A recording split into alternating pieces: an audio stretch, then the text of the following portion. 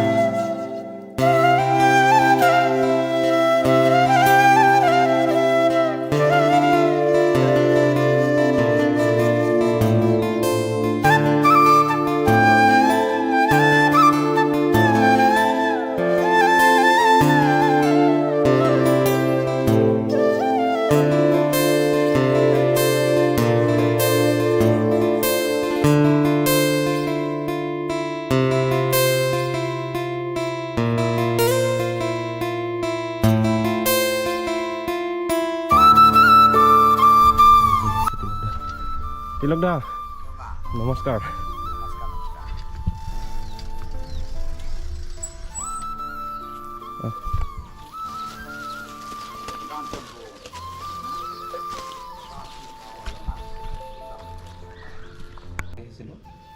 তিলক দা নমস্কাৰ। তিলক দা নমস্কাৰ পাইছোঁ। বাকীটো আপোনাৰ সকলোখিনি ভালেই? বৰ্তমান মই ঠিকে চলি আছোঁ। আজি ভিডিঅ'টো বেয়া লাগিছে। আজি তিলক দা আগৰ অৱস্থাটো আজি নাই, অলপমান দুৰ্বল অৱস্থা। মই জনাত তিলক দাৰ কেঞ্চাৰ হৈছিল বোলে ন? কেঞ্চাৰ হৈছিলে দেই। কেতিয়াৰ পৰা হৈছিলে? কেঞ্চাৰটো মোৰ 2019 পৰা।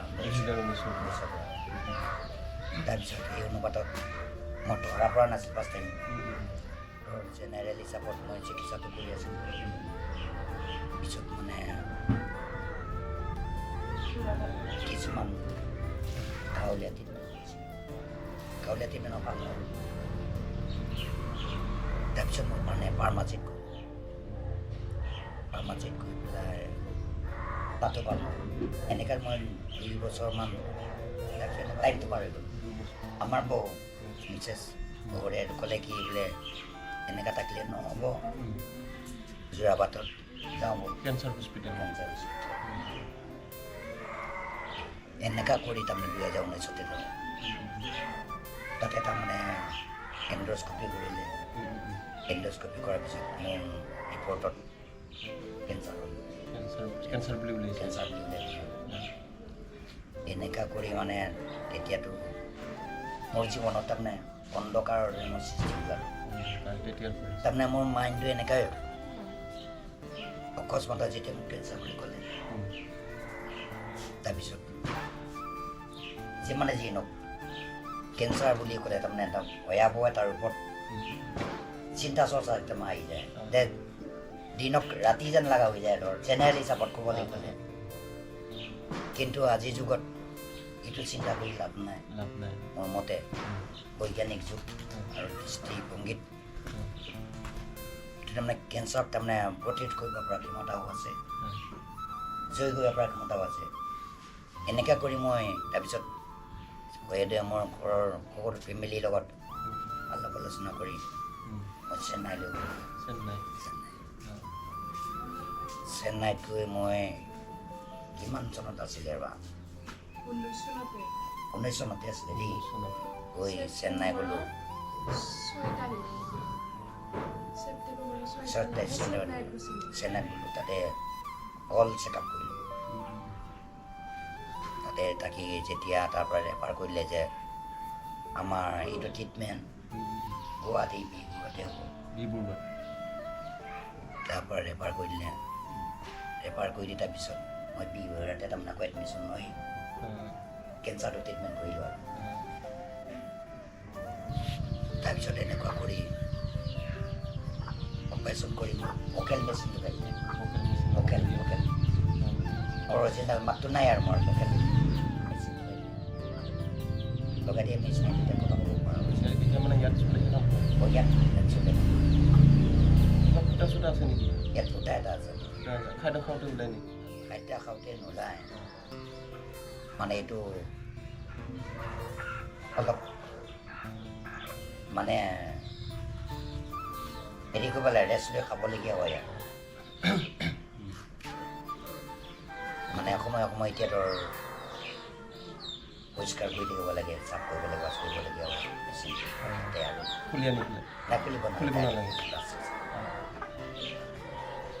তেনেকুৱা ধৰণৰ মোৰ ট্ৰিটমেণ্টটো আৰম্ভ কৰি এতিয়া বৰ্তমান ৰানিং 5 বছৰ হ'লেই পাৰ হৈ গৈছে আপোনালোকক এইখিনি দেখুৱালোঁ আৰু এতিয়া মই এয়া তিলকদাৰ মই কিছু বস্তু মই আপোনালোকক দেখুৱাম বুলি ভাবিছোঁ এইটোৱে এটা ইমান ধুনীয়া এটা প্ৰতিমূৰ্তি এইটো তিলকদাৰ এইটো চিম্পাঞ্জী ন এতিয়া চিম্পাঞ্জী চিম্পাঞ্জী আৰু এইটো এটা আছিলে ৰবা মই আনি আছোঁ তিলকদাৰ এইটো কি গছৰ এইটো কঁঠাল গছৰ আছে কঁঠাল গছৰ ন কঁঠাল গছৰ আছে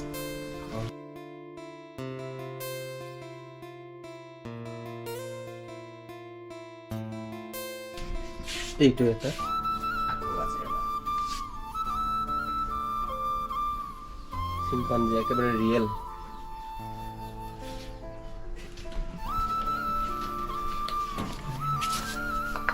মইতো প্লাষ্টিকৰ বুলি ভাবিছিলোঁ কাঠৰে হয় ন কাঠৰ এইটো হ'ল কাছ আৰু তিলকদা এইটো কি বুলি কোৱা হৈছিল লাপিত বুদ্ধ ন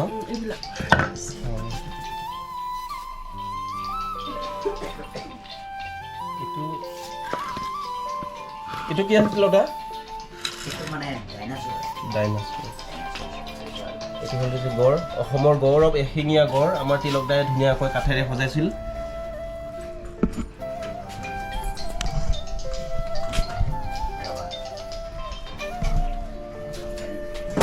আৰু তিলকদা এইটো কিহৰ প্ৰতিমূৰ্তি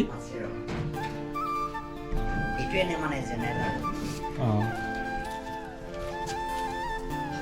এইটো আচল বস্তুটো আহিছে এতিয়া কৃষ্ণ শ্ৰীকৃষ্ণ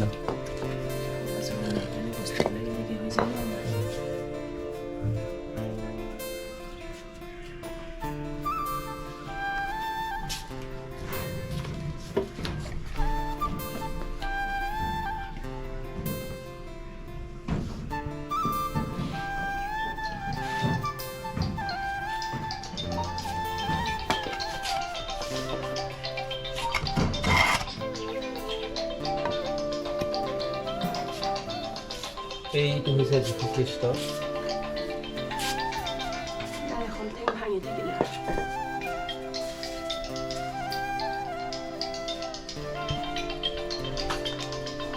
এইটো হৈছে যীশু খ্ৰীষ্ট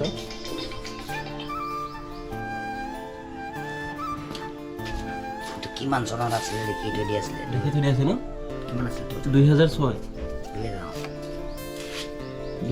চনৰে 2006 চনত আছিলে এইটো মানে মই হেৰি কৈছিলোঁ এইটো কিমান চনৰ তিলকদা এইটো 2000 কিমান চনত আছিল লিখা আছে নেকি চিনি নাপায় টাইমটো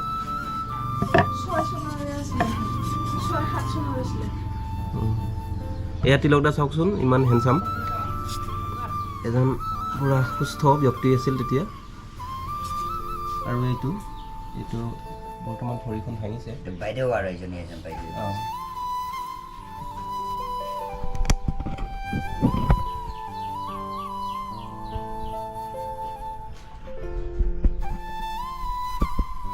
বাকী আকৌ আছিলে গণেশ আছিলে কিবা কি আছিলে মানে গোটেই এইবিলাক বিক্ৰী হৈ গৈছে আৰু মানে বহুখিনি কথা পাতিলোঁ তিলকদাৰ লগত আৰু তিলকদাৰ যিখিনি বস্তু আছে সেই বস্তুখিনি আপোনালোকক দেখুৱালোঁ আৰু এতিয়া মই তিলকদাৰ শেষত এটাই কথা সুধিব বিচাৰিছোঁ তিলকদা আপোনাৰ এতিয়া কেনেধৰণে চলি আছে আপোনাৰ জীৱিকা এতিয়া বৰ্তমান এতিয়াতো মই অসুস্থ হৈ যিহেতু অসুস্থ যদিও মানে এতিয়া মই চলিবতো লাগিবই সেই গতিকে মই কিছুমান ঘৰুৱা কৰ্ম যেনে ধৰা হাঁহ ছাগলী গৰু এনেকুৱা পালন কৰিছোঁ। তাৰ উপৰিও মানে ধৰ ৰেচন শিল্প এটা খুলি আছে।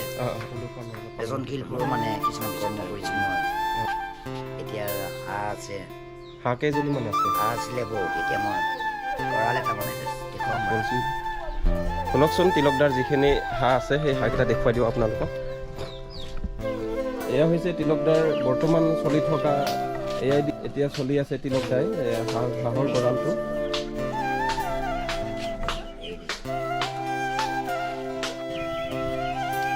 এয়া তিলকদাৰ হাঁহখিনি।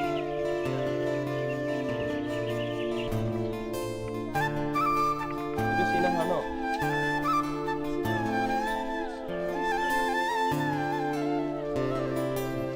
মানে কি এতিয়া সকলোৱে চামান দিছোঁ আৰু আগৰ ডাঙৰ চাম বিক্ৰী হৈ গৈছে। কমেও 150 মান আছিলে, 150 মান হাঁহ আছিলে। বৰ্তমান এয়াই হৈছে তিলকদাৰ এয়া জীৱিকা, প্ৰধান জীৱিকা বুলি ক'লে হয়তো চাগে ভুল নহ'ব। যদিও তিলকদাহঁতে মধ্যবিত্ত, কিন্তু ঘৰখন বা মানুহখিনি ইমান মিলা প্ৰীতি আছে, মানে সুখেৰে ভৰপূৰ।